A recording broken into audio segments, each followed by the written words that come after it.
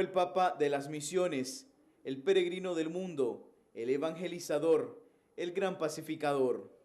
Durante sus casi 27 años de pontificado, se ganó el respeto, la admiración y el cariño de millones. Juan Pablo II es el tercer papa con el periodo más largo de gobierno en el ministerio petrino. ¡Tenemos papa!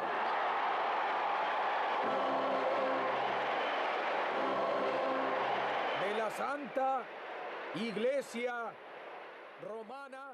Octubre de 1978, la Iglesia Católica presentaba en el balcón de la Basílica de San Pedro al nuevo líder. Muchos quedaron sorprendidos. Por primera vez un papa era eslavo.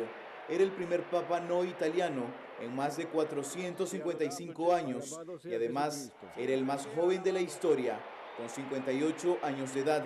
Su nombre, Karol Wojtyła, oriundo de Cracovia, Polonia. Cuando él se asoma a la ventana allá de la Basílica Vaticana, mira aquella plaza llena, sintió ese envío de parte de Dios, ¿verdad? O sea, porque ahí no había solo gente italiana, había gente de todo el mundo. Entonces él sintió ahí como el mandato de parte del Señor, ir a esa gente, ir a los lugares donde habitaba esa gente. Ahí viene todo el espíritu misionero del Papa. Es así que viajó a 129 países. Y Nicaragua fue bendecida con su visita en 2 ocasiones. La primera, el 4 de marzo de 1983.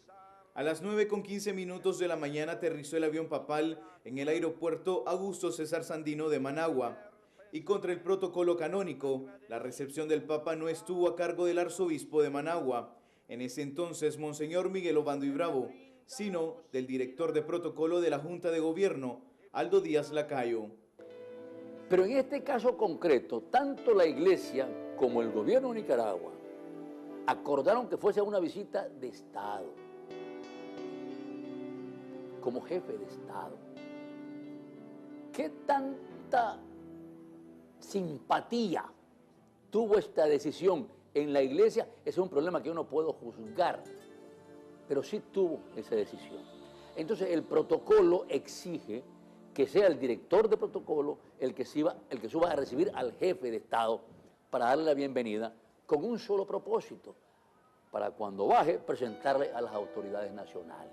La gente que manejaba la política y la relación con la Iglesia quería cerrar muchas puertas para evitar el protagonismo de la Iglesia local. Siempre se dijo que era una visita pastoral, es una diferencia a una visita de gobierno, jefe de Estado. Aún así, toda la Junta de Gobierno de Reconstrucción Nacional y Dirección del FSLN asistió. Y para sorpresa de todos, en televisión abierta el Papa Juan Pablo II reprende a uno de los miembros del gabinete. Era el padre Ernesto Cardenal, ministro de Cultura. De Ernesto Cardenal se dijo que no iba a estar, pero él a la última hora apareció ahí. Entonces, evidentemente que el Papa, con toda la información, aprovechó para decirle, señalándole con el dedo, ponga en orden con la Iglesia. Entonces el poeta se puso de rodillas, se quitó la boina. La Iglesia había pedido que los ministros, sacerdotes que estaban en el ministro de gobierno, que ellos renunciaran a ese cargo para que volvieran a la Iglesia. Digamos, en realidad nadie lo hizo. Apenas era el inicio de su corta estadía en una Nicaragua convulsionada por la guerra. Fue un momento difícil, nosotros hicimos todo lo posible porque esa visita fuese un éxito. Dimos todas las condiciones para que la visita fuese un éxito. Jesucristo, primogénito entre muchos hermanos. Y aunque la agenda que traía el Papa se cumplió, el éxito no se logró, pues durante la homilía se trató de boicotear al Santo Padre.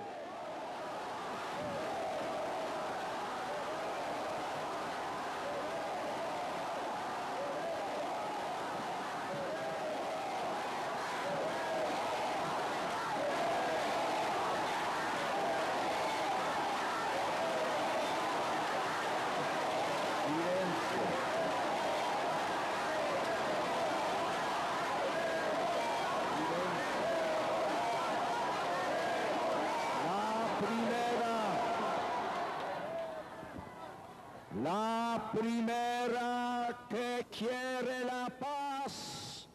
es la Iglesia. Yo entiendo que mucha gente que ahora está en el MRS fueron los organizadores de todas estas cosas. Era gente que estuvo en la seguridad del Estado, que ahora ya no pertenecen.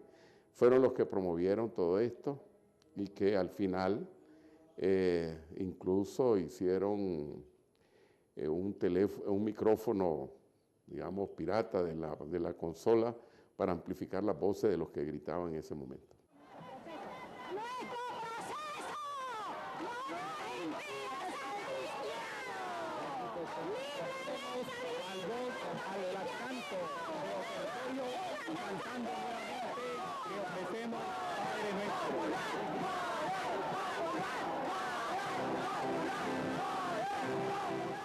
Esa visita a Nicaragua en 1983 fue la más borrascosa, la más triste, la más difícil porque se le respetó públicamente.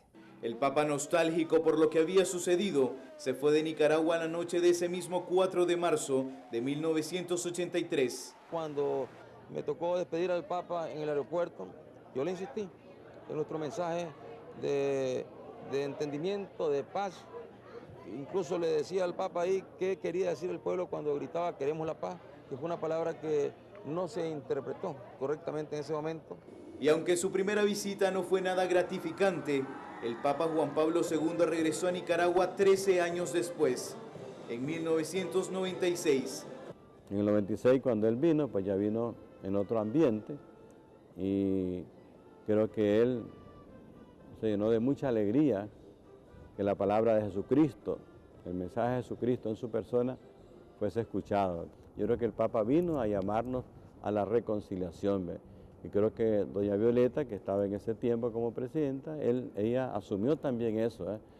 Cómo se sentía como que el país había cambiado, había una alegría, había una limpieza, había un júbilo en el país que jamás lo habíamos sentido. Habló de la noche oscura, pero no hubo, digamos, una profundización de querer confrontar la primera con la segunda visita. Y así era el Papa Juan Pablo II, enérgico en sus mensajes, pero con un corazón dócil. Su vida estuvo marcada por hechos bastante significativos y que en más de una ocasión pusieron en vilo a millones de católicos. Uno de esos acontecimientos fue el de 1981, cuando sufrió un atentado en la Plaza de San Pedro.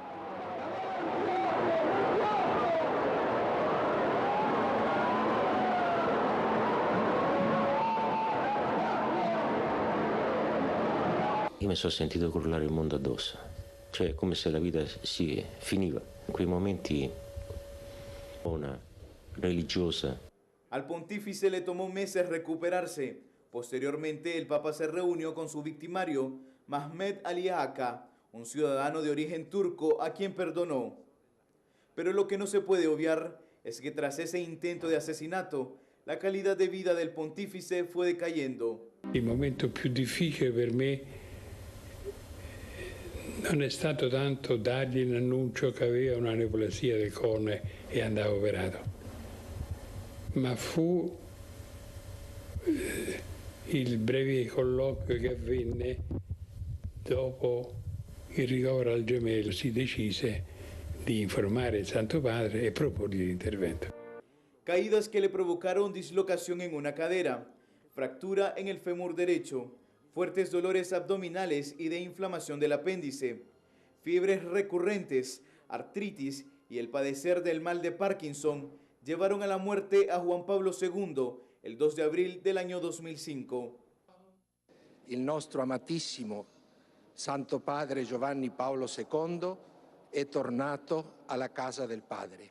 Eran las 9 de la noche con 37 minutos hora de Roma, cuando falleció el Papa número 264. El mundo se sobrecogió ante la noticia. Su cadáver fue expuesto por 5 días. 4 millones de personas asistieron a su sepelio, entre ellos 200 jefes de Estado. Fue sepultado en las grutas del Vaticano, en el lugar que personalmente él había escogido.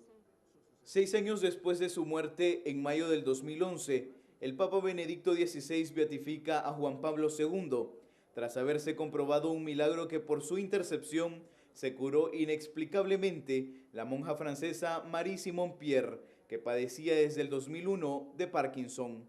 Y mientras la beatificación de Juan Pablo II se transmitía por televisión, Otro milagro se estaba gestando en ese momento. En Costa Rica, Floribet Mora le pedía que la curara de un aneurisma que le diagnosticaron en el lado izquierdo del cerebro, producto de un derrame cerebral que sufrió en abril del 2011. A Floribet los médicos ya la habían desahuciado. Yo le pedía todos los días en mis oraciones a Juan Pablo que me ayudara, que le pidiera a Dios que me ayudara. 7 meses después de la beatificación de Juan Pablo II, Floribet fue a ver al médico que la atendió inicialmente.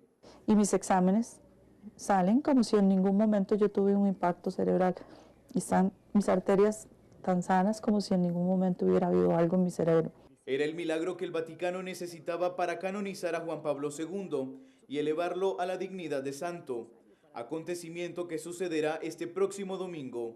Yo creo que la canonización del Papa Juan Pablo II y del Papa Juan XXIII nos está diciendo a nosotros que es posible llegar a ser santo, que es posible llegar a ser santo. Lo importante es ser coherente en la vida y ser hombre de Dios, ser hombre de oración. Pero también en Roma, Italia, este domingo el Papa Francisco canonizará a otro que fue pontífice, a Juan XXIII, el hombre que revolucionó la Iglesia en 5 años de papado. El Papa Juan XXIII, su gran mérito es haber impulsado un concilio cuando todo el mundo estaba tranquilo, porque los concilios eran como una respuesta a herejía o a situaciones de conflicto que había en la Iglesia. Entonces se dice que cuando Juan XXIII convocó el Concilio Vaticano II, hace más de 50 años, todos los consejeros le dijeron: Santo Padre, todo está tranquilo. No, dice el Papa, vamos a abrir las ventanas para que entren aires renovadores. Y algunos dicen que lo que entró fue un huracán.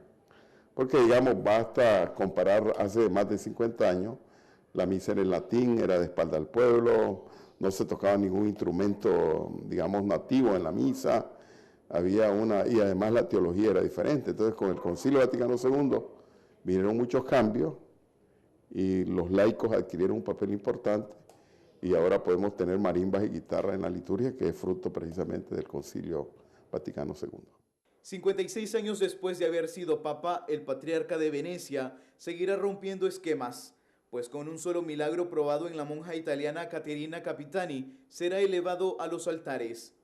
Juan XXIII y Juan Pablo II, 2 hombres que ocuparon el mismo cargo, la misma silla, el trono de Pedro. Fueron los vicarios de Cristo en la tierra en épocas distintas, pero marcaron una pauta en las páginas de la historia de la Iglesia Católica Universal. Me voy, pero no me ausento, pues aunque me voy, de corazón me quedo. Edgardo Trejos, TV Noticias.